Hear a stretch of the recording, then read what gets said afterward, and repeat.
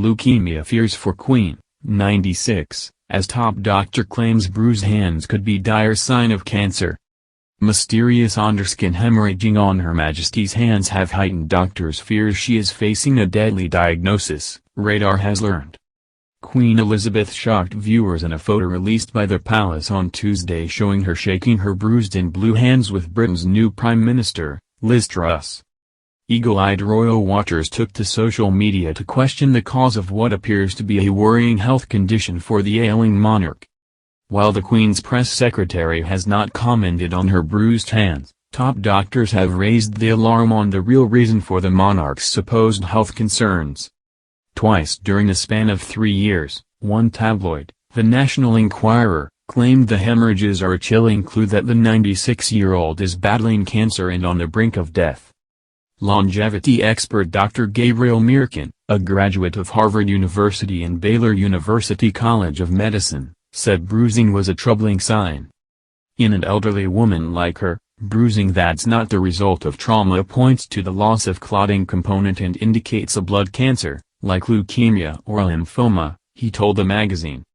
With leukemia, the body produces large amounts of abnormal white blood cells, which fail to protect the body against infection.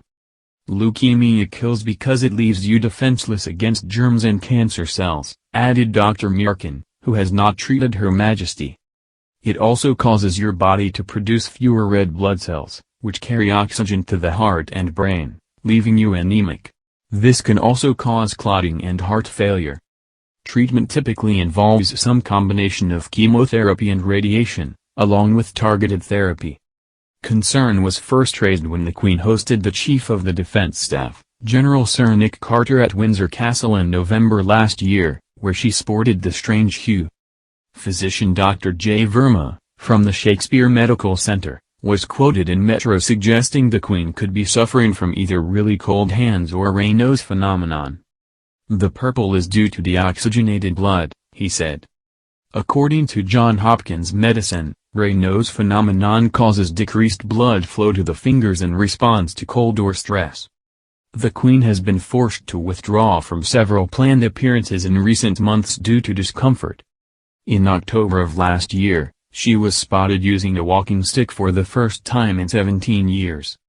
In May, a Buckingham Palace statement revealed that the Queen would reluctantly miss a royal engagement due to mobility problems.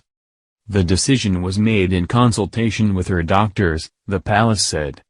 As RadarOnline.com previously reported, Britain's Cabinet Office is prepared for Operation London Bridge, the code name given in the event of her death, and Operation Springtide, similarly named indicating Prince Charles' accession to the throne.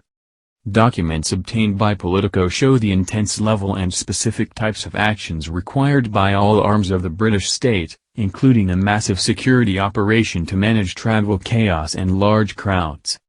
They also state that the Prime Minister and her or his cabinet will meet the Queen's coffin at St. Pancras Station and that he who will become King, Charles, will begin his tour of the United Kingdom in the days leading up to his mother's funeral.